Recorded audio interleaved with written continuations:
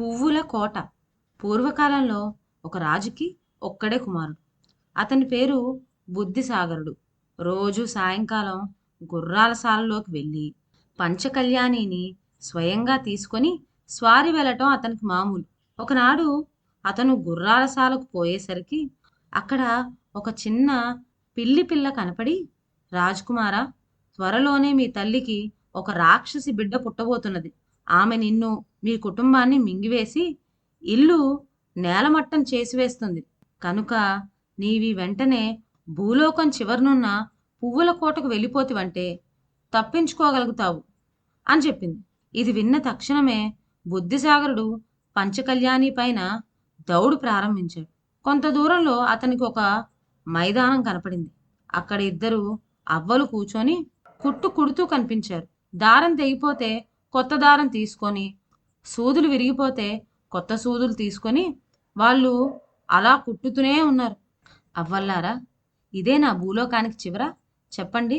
నా రాక్షస చెల్లెలు వెతుక్కుంటూ వచ్చి నన్ను కబలించి వేస్తుంది. అందుకని మీతో ఇక్కడ ఉండిపోతాను అన్నాడు రాజకుమారుడు. నాయన, భూలోకానికి చివర ఇది కాదు. ఈ దారమంతా అయిపోయి సూదులన్నీ విరిగిపోగానే మేము చచ్చిపోతాము. అప్పుడు మీ చెల్లెలు వచ్చి పడితే నువ్వు ఎక్కడికి పోగలవు? మా దగ్గర ఉండటం నీకు క్షేమం కాదు అని అవ్వలిద్దరూ అతనితో చెప్పారు. తన బతుకు ఒంటిపాటు అయినందుకు విచారిస్తూ బుద్ధిసాగరుడు మళ్ళీ దౌడు తీసి ఒక అడవి చేరుకున్నాడు. అక్కడ చెట్టు పీకుడుగాడు పెద్ద పెద్ద వృక్షాలని పీకి పడివేస్తూ ఉంటే అవి పెలపెలా శబ్దం చేస్తూ ఉన్నాయి. రాజకుమారుడు అతనితో, అబ్బి, ఇదే నా భూలోకానికి చివర?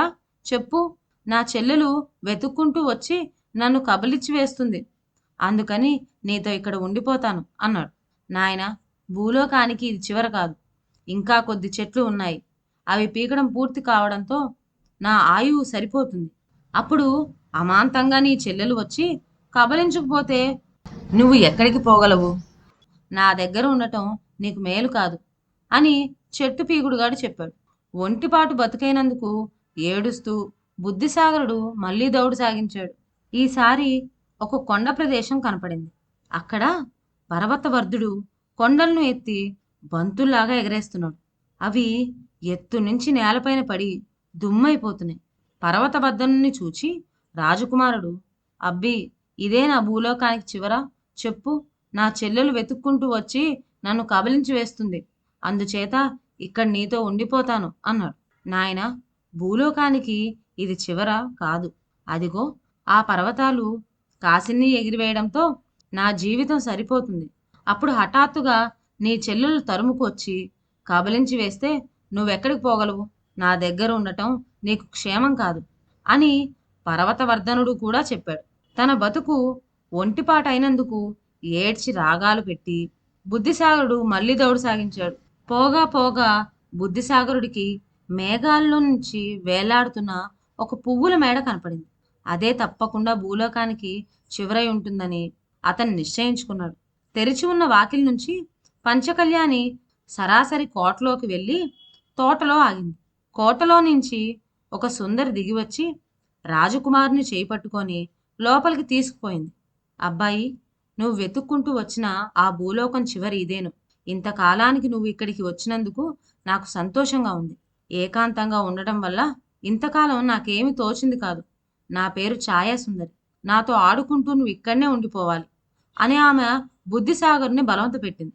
ఛాయాసుందరి ఇష్టప్రకారం అతను పువ్వుల కోటలోనే ఉండి ఆడుతూ పాడుతూ కాలక్షేపం చేస్తున్నాడు.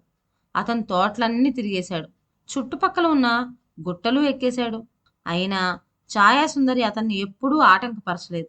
ఒకరోజు బుద్ధిసాగరుడు కోటపైకి ఎక్కి చుట్టూ చూచాడు.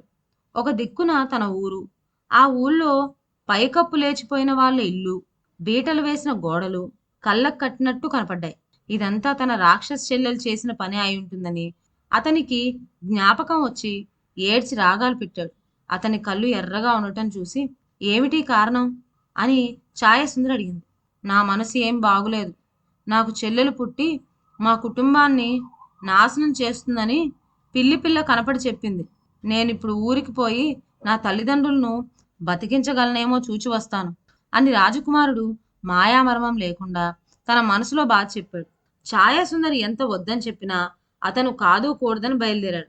అప్పుడు ఛాయాసుందరి అతనికి ఒక మాయా కుంచ, ఒక మాయా దువ్వెన, 2 మాయా రేగిపళ్ళు ఇచ్చి వాటిని ఉపయోగించే విధానం చెప్పి పంపించింది.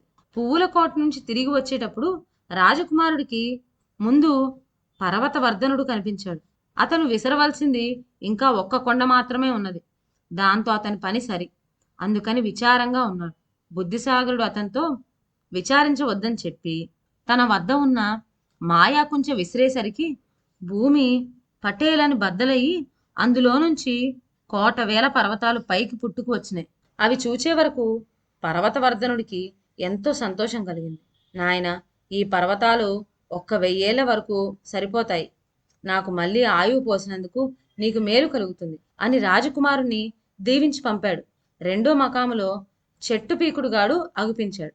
ఇంకా అతను పీకవలసినవి 2 చెట్లు ఉండడం చేత అవి కాగానే చచ్చిపోతాను కదా అనే బెంగతో ముఖం వేల వేసుకొని ఉన్నాడు. నీకేం భయం లేదని చెప్పి బుద్ధిసాగరుడు తన దగ్గరున్న మాయాదువ్వెన విసిరేసరికి అక్కడ ఒక గొప్ప అరణ్యం తయారైంది. అది చూచి చెట్టు పీకుడు గాడికి సంతోషం కలిగింది. నాయన, ఈ వృక్షాలు 1000 వరకు చాలును.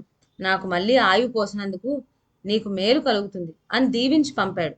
తరువాత మైదానంలో బుద్ధిసాగరుడికి అవ్వలిద్దరూ కనపడ్డారు. సూదులు దారము అయిపోవచ్చిన కారణం చేత ఇక ఎలాగో చచ్చిపోతాం కదా అని వాళ్ళు విరక్తిగా ఉన్నారు. మీకు వచ్చిన భయం లేదు అని అంటూ బుద్ధిసాగరుడు తన వద్ద ఉన్న రేగిపళ్ళు ఇద్దరికూ చెరొకటి ఇచ్చాడు. అవి తినేసరికి వాళ్ళకు యవ్వనం వచ్చేసింది.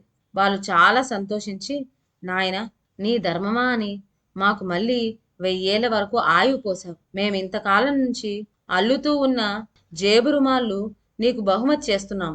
పని వచ్చినప్పుడు దీన్ని నేల మీద విసిరినట్టయితే నీకు కావాల్సిన సహాయం కలుగుతుంది. దగ్గరే ఉంచుకో అని చెప్పి దీవించి ఇచ్చారు. బుద్ధిసాగరుడు ఇల్లు చేరుకునేసరికి తల్లి లేదు, తండ్రి లేడు. ఒక గోడ బీటలో నుంచి అతని ఇంట్లోకి తొంగి చూచాడు. అన్న ఏ క్షణాన వస్తాడో అని చెల్లెలు పెంచిన శరీరం తగ్గించుకునే ఉంచింది. ఆమెను చూచి బుద్ధిసాగరుడు భయపడి పారిపోబోయేసరికి చిరునవ్వు నవ్వుతూ చెల్లెలు యువతలకు వచ్చి, అన్నయ్య, నీకోసమే ఎదురు చూస్తూ ఉన్నాను. ఈ గదిలో హాయిగా పాడుకుంటూ కూర్చో. ఇంతలో నేను పలహారం తయారు చేసి పట్టుకు వస్తాను అని ప్రేమతో ఆహ్వానించింది. అతను అలాగే కూర్చొని పాడుకుంటూ ఉండగా పిల్లి మళ్ళీ వచ్చి, నాయనా, నీ చెల్లెలు నీకోసం పలహారం చేస్తుందనుకుంటున్నావు కాబోలు. అదేమీ లేదు. నిన్ను పలహారం చేయటానికి సిద్ధం చేసుకుంటోంది. తక్షణమే పారిపో అని చెప్పింది. పిల్లి సలహా ప్రకారం బుద్ధిసాగరుడు పంచకళ్యాణి ఎక్కి పరుగుచ్చుకున్నాడు. పాట ఆగిపోవటం కనిపెట్టి చెల్లెలు గదిలోకి వచ్చి చూచింది. అన్న కనపడకపోయేసరికి అతని జాడ కనుక్కొని ఉరుముకుంటూ వెంబడించింది. అప్పుడు బుద్ధిసాగరుడు అవ్వలిచ్చిన జేబురుమాలు తీసి విసిరాడు. అక్కడ ఒక లోతైన అగాధం ఏర్పడింది. ఆమె అది దాటి వచ్చే లోపల అతను అడవి చేరుకున్నాడు. రెప్పపాటు కాలంలో ఆమె అడవికి వచ్చేసింది. ఈ లోపల చెట్టు పీకుడుగాడు పెద్ద వృక్షాలు పెకిలించి అడ్డుగా పడివేశాడు. అవి తప్పించుకొని ఆమె మళ్ళీ బయలుదేరేలోగా బుద్ధిసాగరుడు కొండలు చేరుకున్నాడు. ఆమె అతన్ని వెంట తరుముతూనే ఉంది. అక్కడ పర్వతవర్ధనుడు మాత్రం ఊరుకున్నాడా? గొప్ప పర్వతాలు కొన్ని ఎత్తి అడ్డుపడేశాడు.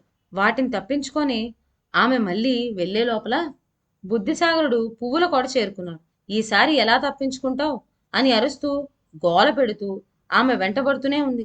మేఘాల్లో నుంచి ఇదంతా కనిపెడుతూ ఉన్న ఛాయాసుందరి కోట తలుపులు తెరిచి ఉంచింది. పంచకళ్యాణి మళ్ళీ తలుపులో నుంచి సరాసరి వెళ్లి తోటలో ఆగింది. రాక్షసి చెల్లెలు గర్జించుకుంటూ వచ్చి, నా అన్నం నాకు ఇచ్చివేయి అని ఛాయాసుందరిని అడిగింది. నేను ఇవ్వను పో అని ఛాయాసుందరి చెప్పింది. ఇక దెబ్బలాడి తను జయించలేము, యుక్తి చేయాలి అని ఆమె నిశ్చయించుకుంది. తన శరీరం బాగా తగ్గించి ఒక చిన్న బాలిక రూపంలో ఛాయాసుందరి వద్దకు వచ్చి, పోని, నేను ఒక మాట చెబుతాను. నన్ను మా అన్నని తానులో పెట్టి తూచు. ఎవరు ఎక్కువ బరువు ఉంటే వాళ్ళు గెలిచినట్టు. నాకంటే అతను తక్కువ బరువు ఉంటే మాట్లాడకపోతాను, లేకుంటే ఎత్తుకుపోతాను అని అన్నది. ఈ మాయ మాటలకు ఛాయాసుందరి నవ్వి సరే అన్నది. త్రాసు చిప్పలు భూలోకపు చివరకు ఆనేటట్టుగా ఛాయాసుందరి మేఘమండలం నుంచి వేలాడి వేసింది. బుద్ధిసాగరుడు ఎక్కిన చిప్ప కిందకంటా దిగేసరికి కోపం కొద్ది చెల్లెలు శరీరం పెంచి, ఇదిగో నేనే ఎక్కువ బరువు అంటూ త్రాసు చిప్పలోకి దూకింది. ఆమె బరువుకి త్రాసు చిప్ప తెగిపోయి ఆమె నేల మీదకు దొర్లిపోయింది. ఆ చిప్ప ఎప్పుడైతే తెగిపోయిందో బుద్ధిసాగరుడున్న త్రాసు చిప్ప పైకంటూ లేచిపోయింది. అతను తెరిచి ఉన్న తలుపులో నుంచి దూరి మేఘమండలంలోని పువ్వుల కోటలోకి వెళ్ళిపోయాడు. కోపం పట్టలేక పళ్ళు కొరుకుతూ ఉన్న చెల్లెల్ని చూచి నవ్వుతూ ఛాయాసుందరి మెల్లిగా కిటికీ తలుపులు మూసివేసింది. అంతటి నుంచి చెల్లెలి పీడ లేకుండా ఛాయాసుందరి బుద్ధిసాగరుడు హాయిగా కోటలో ఆడుకుంటున్నారు. వాళ్ళు పగటిపూట నక్షత్రాలను పట్టుకుపోయి వాటితో ఆడుకుంటారు. అందుకనే పగలు మనకి చుక్కలు కనపడవు. రాత్రిళ్ళు మళ్ళీ పట్టుకువచ్చి వాటిని మన కోసం ఆకాశం మీద వదిలేస్తూ ఉంటారనమాట. ఇదండి ఇవాల్టి కథ. ఇక సెలవు. నా ఛానల్లోని కథలు మీకు నచ్చినట్లయితే నా ఛానల్ను లైక్ చేసి సబ్స్క్రైబ్ చేయండి. షేర్ చేయడం మర్చిపోవద్దు. కొత్త కథల నోటిఫికేషన్ కోసం బెల్ ఐకాన్ ప్రెస్ చేయండి. Thank you.